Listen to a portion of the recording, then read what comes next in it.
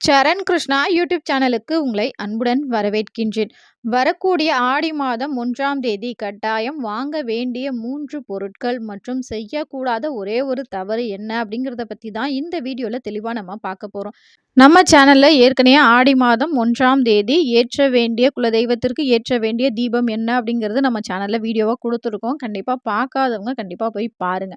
இப்ப ஆடி மாதம் 1ஆம் தேதி வெள்ளிக்கிழமை வருகின்றது. இதற்கு முன்னாடி 2020ஆம் ஆண்டு வெள்ளிக்கிழமை ஆடி மாதம் 1ஆம் தேதி வந்தது. இப்ப 2026ஆம் ஆண்டு நமக்கு வெள்ளிக்கிழமையில பிறந்திருக்கு இந்த ஆடி மாதம்.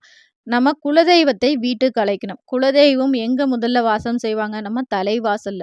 தலைவாசல்ல விளக்கு ஏத்தும்போது நல்லெண்ணெய், சுத்தமான நல்லெண்ணெய் அல்லது பசு நெய்யால வாசல்ல ஒரு தீபம் ஏற்றுங்கள். ஏற்றி முடித்த பிறகு உங்க பூஜை அறையில போய் உங்க குலதெய்வ தீபம் ஏற்றுங்கள்.